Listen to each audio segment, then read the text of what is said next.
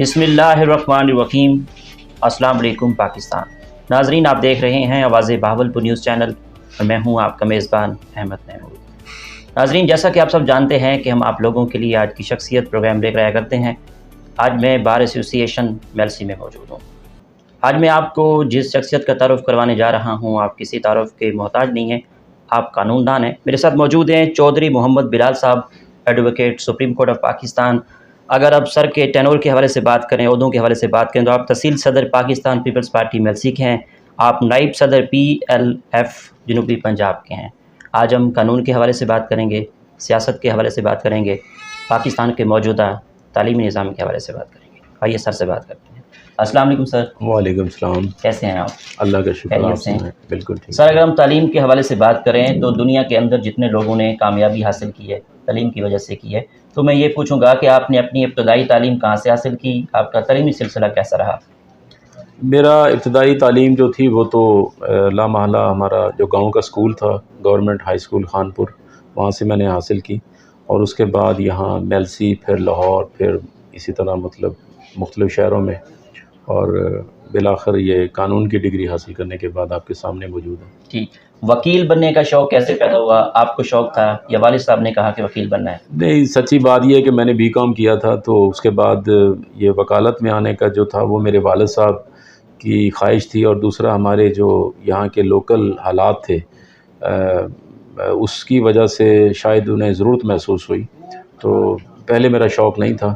بہرحال وکیل بننے کے بعد مجھے احساس ہوا کہ یہ ایک اچھا پروفیشن ہے، اور پھر اچھے استاد ملے، اچھا ماحول ملا، تو اللہ کا شکر ہے میں بہت مطمئن ہوں اور اس پروفیشن کے حوالے سے۔ ایز اے سینئر قانون دان ایک اچھے وکیل میں کیا خصوصیات ہونی چاہیے، کیا دیکھتے ہیں آپ؟ ویسے تو یہ پوری زندگی کے لیے لرننگ پروسیس ہے کہ آپ ساری عمر سیکھتے رہتے ہیں۔ میں سمجھتا ہوں کہ ہمیشہ کسی بھی فیلڈ کا ٹاپ جو ہوتا ہے وہ خالی ہوتا ہے، تو چاہے وہ ہمارا یہ پروفیشن لاء کے حوالے سے ہے یا دوسرے جتنے بھی پروفیشن ہیں، تو اس میں سب سے زیادہ ضروری جو وکیل کے لیے ہے وہ ہے اس کا پنکچول ہونا، کہ وہ اپنے شعبے کے ساتھ لائل ہو، اپنے کلائنٹ کے ساتھ لائل ہو، اور کوشش کرے کہ وہ حق کا ساتھ دے، اور عدالت میں غلط بیانی یا مطلب شارٹ کٹ طریقے سے کوئی فائدہ حاصل کرنے سے وقتی طور پر شاید ہم کامیاب ہو جائیں، لیکن ان دا لانگ رن جو انسان کا کسی بات سے مطمئن ہونا ہے، کلائنٹ کا آپ سے مطمئن ہونا ہے، وہ شاید اس کے لیے ضروری ہے کہ آپ اپنی نیک نیتی سے پنکچول ہو کر کام کریں۔ ٹھیک، یہ سب سے ضروری ہے۔ سر، ایک وکیل معاشرے کی اصلاح کے لیے کیا کردار ادا کر سکتا ہے؟ ایک وکیل کا معاشرے میں بہت بڑا کردار ہے۔ میں سمجھتا ہوں کہ اگر وہ کچھ اور نہ بھی کرے تو لوگوں کے جو چھوٹے چھوٹے مسائل ہوتے ہیں، جو وہ ڈیروں کے چکر لگا کر مختلف اداروں میں دھکے کھا کر وہ ان کے مسئلے سالوں سال حل نہیں ہوتے۔ اکثر ہمارے ہاں یہ ایک پرسیپشن ہے کہ عدالتوں میں لوگوں کی زندگی گزر جاتی ہے۔ یہ ایک حد تک بات درست ہے کہ کوئی رزلٹ حاصل کرنے کے لیے یا کوئی فیصلہ کروانے کے لیے آپ کو کچھ ٹائم لگتا ہے، لیکن اس کے لیے ہم صرف اس جوڈیشل سسٹم کو مورد الزام نہیں ٹھہرا سکتے۔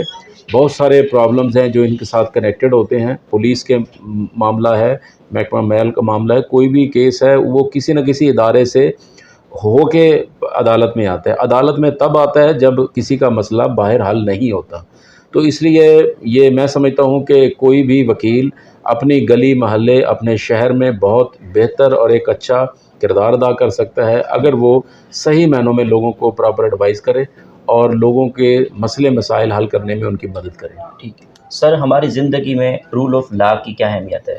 سر، میرا خیال ہے کہ انسان جب سے پیدا ہوتا ہے رول آف لاء کے بغیر تو ہم نہ گھر کا نظام صحیح کر سکتے ہیں، نہ ہم اپنے گلی محلے کا کر سکتے ہیں، نہ ہی ہم کسی ملک کو چلا سکتے ہیں۔ تو رول آف لاء تو بیسک نیسیسٹی ہے۔ ہمارا جو دنیا کا جو اللہ تعالیٰ نے کائنات بنائی ہے اس کا جو نظام ہے وہ نظام عدل پر کھڑا ہے۔ ہر چیز ایک مقرر کردہ پیمانے کے مطابق اپنا کام پورا کر رہی ہے۔ تو یہ کس طرح ہو سکتا ہے کہ پوری کائنات نظام عدل پر ہو اور ہم جو ہے وہ رول آف لاء کو نہ مانیں؟ رول آف لاء کو نہ ماننے والے لوگ جو وہ تباہی اور بربادی کا شکار ہوتے ہیں، اور وہ تمام معاشرے ترقی کرتے ہیں جہاں پہ رول آف لاء کی گارنٹی دی جاتی ہے، یہاں پہ رول آف لاء کی بات کی جاتی ہے، اس پر عمل درآمد کیا جاتا ہے۔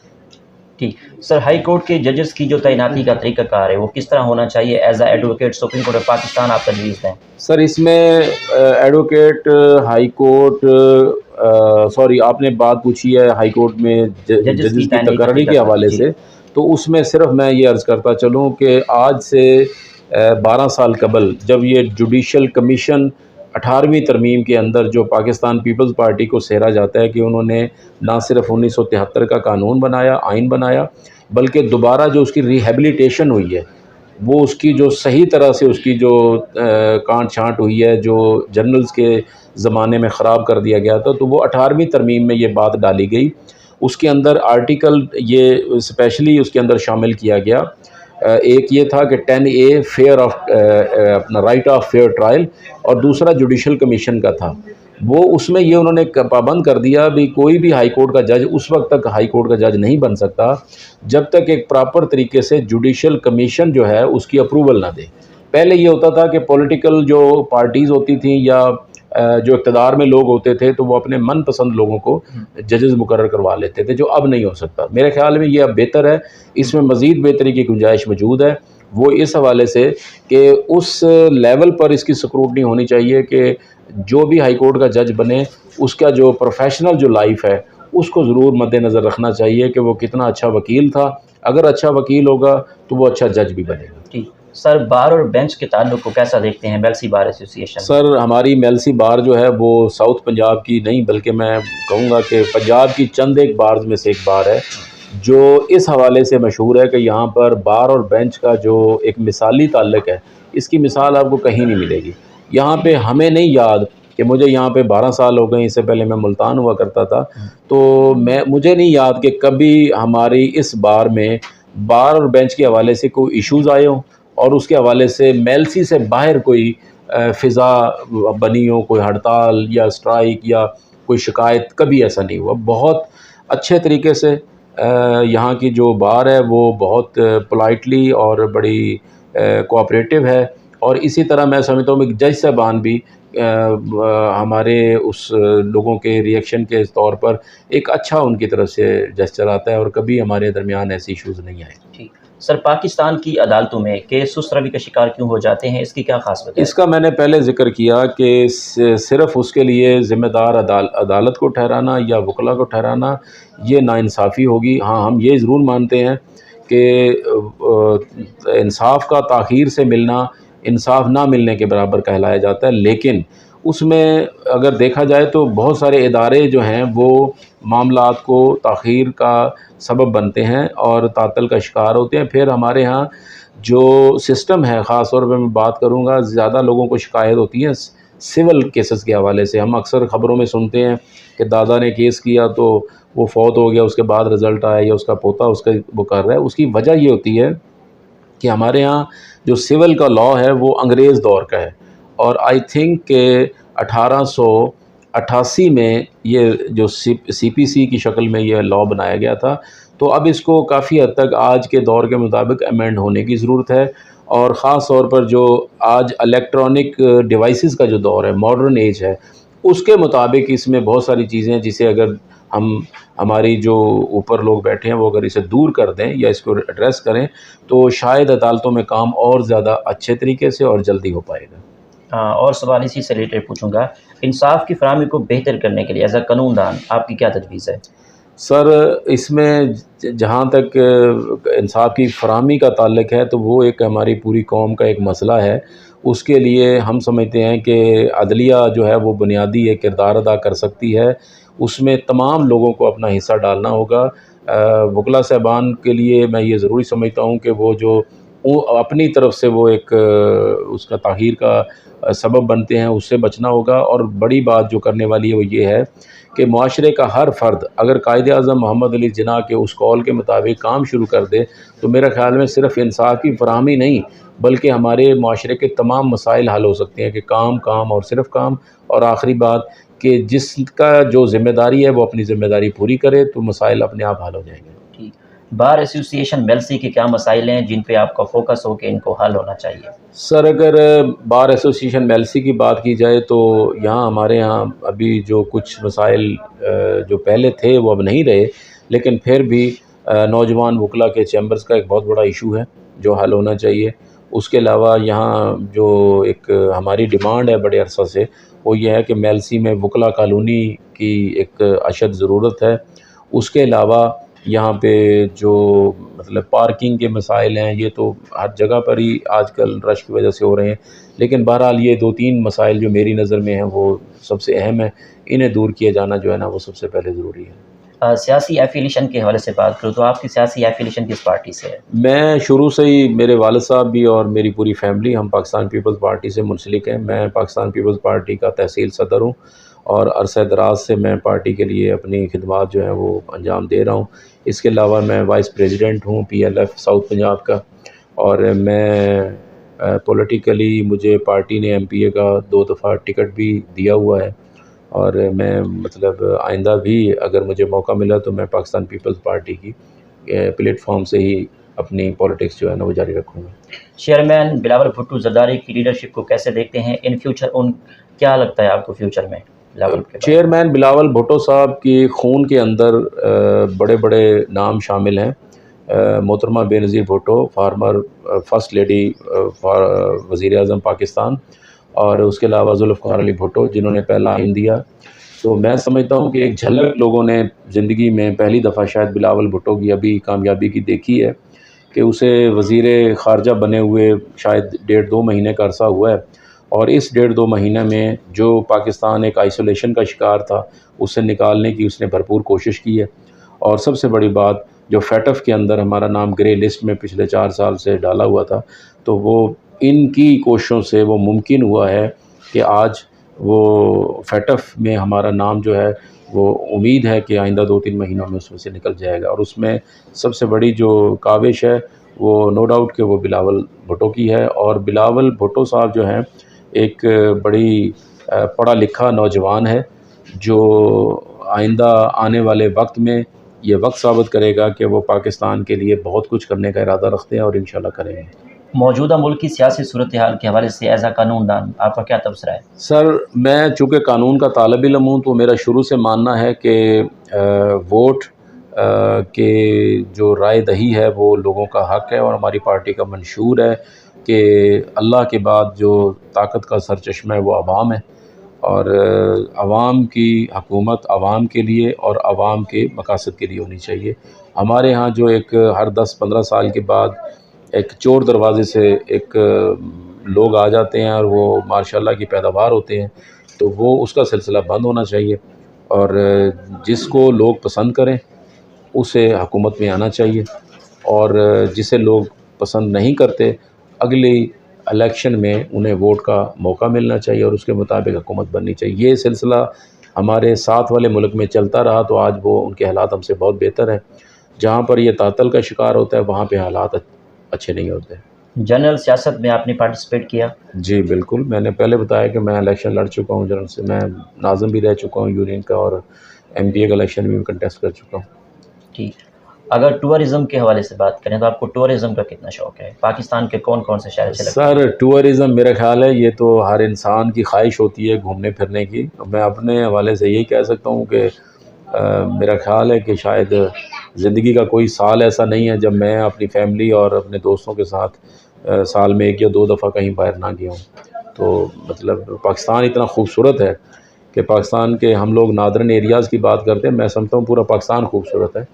آپ بلوچستان چلے جائیں، آپ گلگت بلتستان چلے جائیں، آپ سندھ میں بھی بہت اچھے علاقے ہیں۔ دادو کے قریب مجھے پتہ چلا کہ وہاں پہ سنو فالنگ ہوتی ہے، شاید آپ لوگوں کو یا بہت سارے لوگوں کو اس بات کا علم نہیں ہے۔ تو بہت خوبصورت جگہیں ہیں، تو انہیں مطلب شوق بھی ہے، جاتے بھی ہیں۔ اور میں سمجھتا ہوں کہ ٹورزم ایک ایسی انڈسٹری ہے، عمران خان صاحب نے اس کے بارے میں بہت کام بھی کیا، لیکن ابھی بہت کام کرنے کی ضرورت ہے۔ تو میں اس بات پہ جو بھی حکومت ہو وہ ٹورزم کے اوپر انہیں فوکس کرنا چاہیے تاکہ زر مبادلہ جو ہے نا وہ زیادہ اکٹھا کر سکیں۔ سر، پنجاب بار کونسل وکلا برادری کے لیے کیا کردار ادا کر رہی ہے؟ جس طرح سے کرنا چاہیے بدقسمتی سے اس طرح سے نہیں کر رہی۔ پنجاب بار کونسل کے ممبران سوائے اپنے ووٹ بنانے اور انہیں پکا کرنے کے علاوہ جو خاص طور پہ ان کی جو ذمہ داریاں ہیں وہ پوری نہیں کر رہی۔ میرا جو کنسرن ہے وہ ہونا یہ چاہیے کہ پنجاب بار کو وہ گورنمنٹ کے ساتھ مل کر ان لاز کے اوپر کام کرنا چاہیے، ان کارنرز کو کور کرنا چاہیے جن کی وجہ سے وکلا کو اور پوری کمیونٹی کو پرابلمس ہیں، ان کو دور کرنے کے لیے کام کرنا چاہیے۔ اس پہ فوکس نہیں ہوتا، بلکہ زیادہ تر فوکس جو ہے وہ میں نے جیسے پہلے عرض کیا کہ وہ اپنے ٹینیور کو مضبوط کرنے کے لیے ہوتا ہے، اس سے زیادہ کچھ نہیں ہوتا۔ پاکستان کے موجودہ تعلیمی نظام کے بارے میں کیا کہیں گے؟ سر بدقسمتی سے تعلیمی نظام پہ ہم آج تک متفق نہیں ہو سکے۔ ابھی یہ جو گورنمنٹ ابھی گئی ہے، انہوں نے نعرہ لگایا تھا کہ ہم سب کے لیے ایک ہی سلیبس لے کر آئیں گے، لیکن اس میں بھی وہ لفاظی وہ جمع خرچ ہوتا رہا۔ بدقسمتی سے ہم ابھی تک اس سے باہر نہیں نکل سکے۔ تو یہ بہت ضروری ہے۔ جس معاشرے میں نظام تعلیم جو ہے وہ ہر 10 سال کے بعد ایک تعطل کا شکار ہو اور اس کے اوپر ایکسپیریمنٹ ہوتے رہیں، تو وہ پھر آپ خود اندازہ لگا سکتے ہیں کہ ہم تعلیم کے شعبے میں کتنے سیریس ہیں، اور تعلیم کے بغیر کوئی معاشرہ ترقی نہیں کر سکتا۔ آپ کی نظر میں کامیابی کیا ہے؟ کامیابی انسان کے حوالے سے بات کر رہے ہیں یا کسی اوورآل سر بات کریں تو زندگی بڑی مختصر ہے، تو میں سمجھتا ہوں کہ جتنا دوسروں کی آپ خدمت کر سکتے ہیں کریں، یہی زندگی ہے، اور اسی کا درس ہمارا دین دیتا ہے۔ اور جو اللہ تعالیٰ نے اپنے نبی صلی اللہ علیہ وسلم کو اور اپنی آخری کتاب میں جو حکم فرمایا یا جس کے اوپر سب سے زیادہ زور دیا، وہ ہے لوگوں کے لیے آسانیاں پیدا کریں، اور یہی کامیابی ہے۔ آپ کی اس کامیابی کے سفر میں دوستوں کا، اساتذہ کا، والدین کا کتنا ساتھ رہا؟ سر میں سمجھتا ہوں میں بڑا نکمہ قسم کا اسٹوڈنٹ تھا، اور بڑا ایسے ہی میں کوئی اتنا اچھا وکیل نہیں ہوں، لیکن یہ دوستوں کی مہربانی ہے کہ وہ مجھ پر ٹرسٹ کرتے ہیں۔ یہ ماں باپ کا تو اس میں کوئی شک نہیں ہے کہ ان کی کاوشیں، اساتذہ کی کاوشیں اپنی جگہ پر، لیکن بحیثیت وکیل میں سمجھتا ہوں کہ یہ میرے علاقے کی اور ہمارے علاقے کے جو دوست ہیں ان کی مہربانی ہے۔ آپ اس سے اندازہ لگا لیں کہ بہت سارے ہمارے بزرگ، ہمارے دوست ایسے ہیں جو صرف ملنے کے لیے ہمیں آتے ہیں۔ یہ ان کا کوئی کیس نہیں ہوتا، ان کا کوئی مقدمہ نہیں ہوتا، انہیں کوئی مجھ سے کام نہیں ہوتا، لیکن اس کے باوجود وہ آتے ہیں، مجھے سپورٹ کرتے ہیں، میرے ساتھ ٹائم گزارتے ہیں، ڈسکشن کرتے ہیں، اور اس کے بعد پھر مجھے سپورٹ بھی کرتے ہیں۔ تو یہ ان کی مہربانی ہے کہ وہ مجھ پر اعتماد کرتے ہیں، اور لوگ مجھے وکیلوں کی گنتی میں گنتے ہیں۔ ٹھیک، آپ کو کھانوں میں کیا کیا پسند ہے؟ آپ کی فیوریٹ ڈش کون سی ہے؟ سر جو بھی مل جائے وہی اللہ کا نام لے کر کھا لیتے ہیں، کوئی خاص اتنے اس معاملے میں کوئی ایسا ایشو نہیں ہے۔ آپ کی آئیڈیل پرسنالٹی کون ہے؟ سر اگر پولیٹکس کے حوالے سے تو محترمہ بے نظیر بھٹو میرے لیے بہت ایک آئیڈیل تھی، اور میں نے انہیں بہت پڑھا بھی اور ان کے بارے میں سنا بھی۔ اور اس کے علاوہ میرے والد صاحب میرے لیے جو ہے نا وہ بہت آئیڈیل تھے، اور انہوں نے جو ہمارے لیے ایک ٹارگٹس جو بنائے، تو ہم اس کو پورا تو نہیں کر سکے، لیکن انہوں نے ہمیں ایک اچھا انسان بنانے کے لیے بہت کوشش کی اور محنت کی۔ میں سمجھتا ہوں ان کا بہت بڑا ہماری زندگی کے اوپر ایک چھاپ ہے۔ وہ میرے آئیڈیل تھے ہر حوالے سے۔ سر آخر میں سننے والوں کو، دیکھنے والوں کو ایز اے قانون دان، ایز اے سیاستدان کیا پیغام دیں گے؟ سر میں جتنے بھی لوگ یہ آپ کا انٹرویو جو ہے وہ سنیں گے یا دیکھیں گے، تو میں بحیثیت پاکستانی میں انہیں یہی کہوں گا کہ آپ جس فیلڈ سے بھی تعلق رکھتے ہیں آپ اس میں ایمانداری سے محنت کریں، اور اپنا وقت ضائع نہ کریں۔ یہ زندگی بہت قیمتی ہے، کوشش کریں کہ کسی کے کام آ سکے۔ یہی زندگی ہے، یہی زندگی کا فلسفہ ہے، اور اسی میں کامیابی ہے۔ بہت شکریہ سر۔ تھینک یو سر، بہت مہربانی، اللہ آپ کو خوش رکھے۔ جی تو ناظرین، آپ نے آج کی شخصیت پروگرام سنا، ایک نئے پروگرام میں ملاقات ہوگی، تب تک اللہ حافظ۔ اللہ نگہبان، پاکستان زندہ باد۔